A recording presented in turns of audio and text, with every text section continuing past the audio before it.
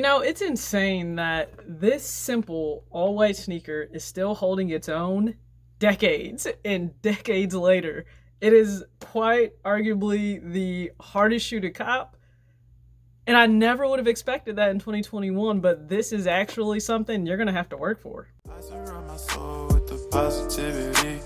That's why I don't worry about the things that I don't see. Yeah. These days I don't worry about much. I think we should have some more fun. I still dream about the days when we were young. I'll take the hit and still finish and one. What's going on, everybody? It's your girl TJ back with another video. Talks with TJ, aka TJ Two Swoosh Change. Thank you guys again so much for tuning in to another video. And if you're brand new here and you like what you see, take a look around. Hit the subscribe button, hit the like button. I truly appreciate it. Two Swoosh crew. It's maybe a Sunday when you're viewing this. I'm not 100% sure. I think it's a Sunday, so hopefully you're having a laid back, relaxed day. I'm actually filming this on Saturday morning before I head into the store. So remember, I had last Saturday off. I am working this Saturday. Even with basketball season, we have a lot of tournaments that come through and kids will come in to buy shoes, you know, maybe for the specific tournament itself for basketball. But no, it's honestly, it's this.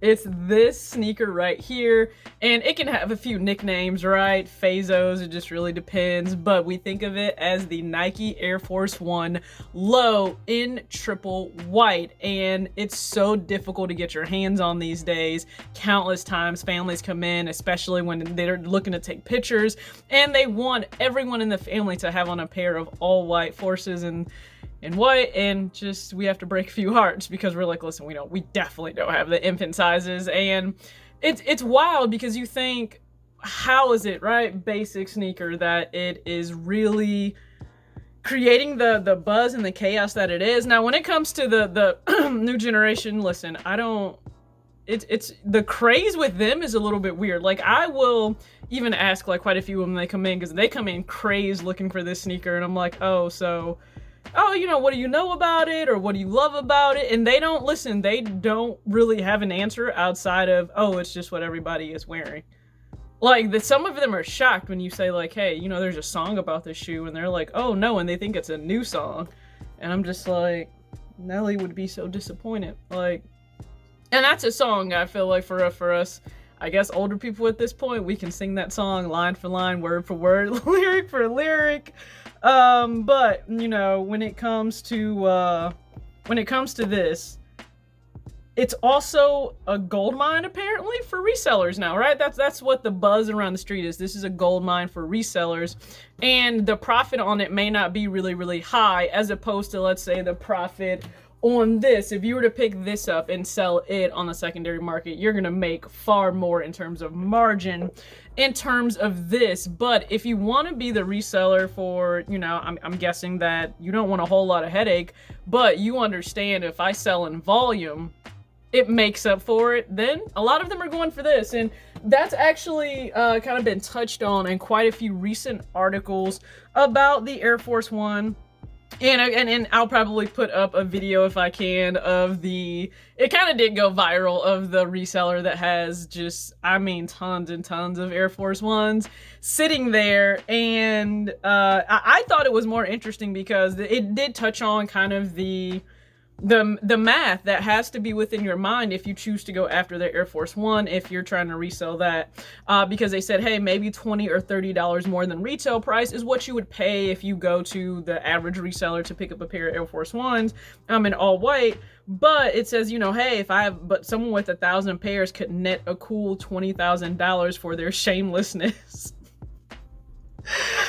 I love that they put that in there. Listen, I'm not taking shots at resellers or anything. I just thought that that's hilarious. That Input magazine did not have a problem just calling it shamelessness. So you can kind of see the vibe of the article, but it really just is considered like a business and something, you know, I say this often, but do people not necessarily put in, you know, the work for some pairs that aren't as hype? Because you can go on Nike.com and just find this like sitting there. Like this is a 5.5, but I can put on a 5.5 or a 6. It just really depends. The pairs I prefer to wear now are actually the women's Air Force One Shadow, because it actually does have more cushioning. It's just more comfortable, and I like the double layered look, but I will always have a classic pair of all white Air Force Ones.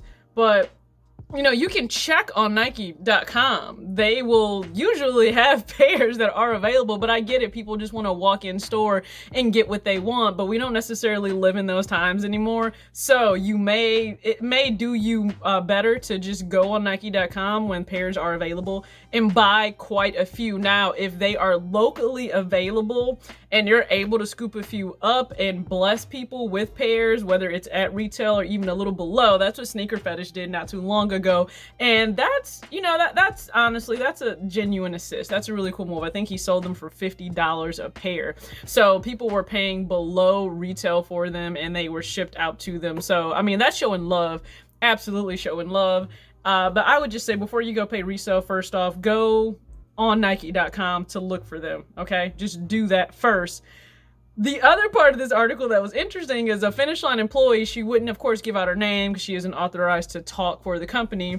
But, you know, she spoke about resellers coming in and they don't have to sell them, you know, all of their bulk or stock. Now, she said explicitly that's at her discretion because she's authorized to do that. She has others that she works with. They don't operate the same. Right, if a reseller wants to come in and buy pairs on pairs on pairs, they will let them, and they even go into how resellers will change clothes to avoid the cameras being able to notice them, use multiple credit cards to be able to place orders so it doesn't trigger anything in the system. Like, people will go to some lengths to be able to secure something to flip it. I get it, that's the hustle, but when it comes to limiting, like, how do you all feel about that? You know, if you had an employee tell you, like, nah, this is not happening, do you continue to go back and try to do the most just to get get your hands on this pair so that you can flip it for a small profit margin and maybe that turns into quite a bit of profit for you?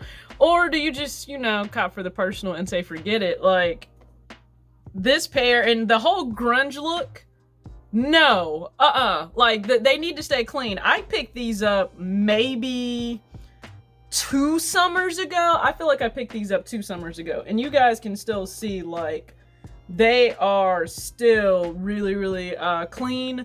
And I'm still under the thought that, like, I need to get a new pair right now.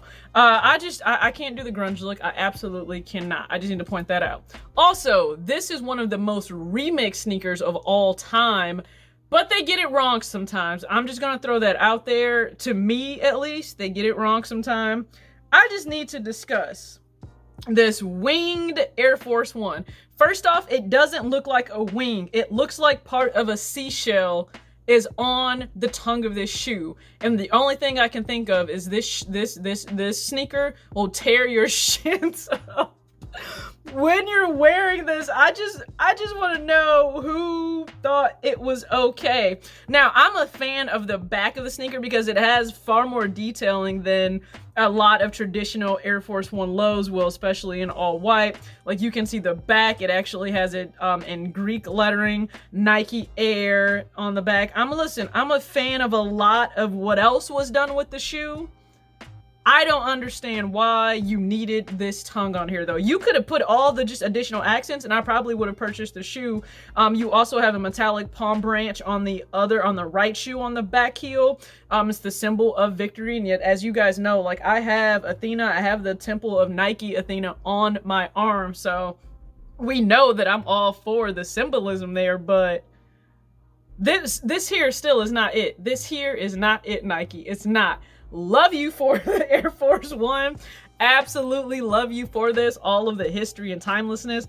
That's not it. So I just dropped by to just discuss this beautiful, iconic pair that is still holding its own amidst all of the hype that comes with Air Jordan 1s and everything else that drops. But please sound off. Are you someone that still needs a pair of Air Force One lows in all white in your collection today? Do you have 1 pair? Do you have 2 pair? Do you branch out to some of the other iterations that are available, or do you just stick to the classic? And what are your thoughts on this being the shoe that is the most difficult to get? I mean, if you're listening, when you find them in store, if a store has stock in, okay, Don't wait, don't pass go, don't, you know, dish out the money to buy it then, because I would hate to see you have to pay resale for a pair of pesos, okay? Thank you for tuning in. As always, act your age, not your shoe size. Peace out.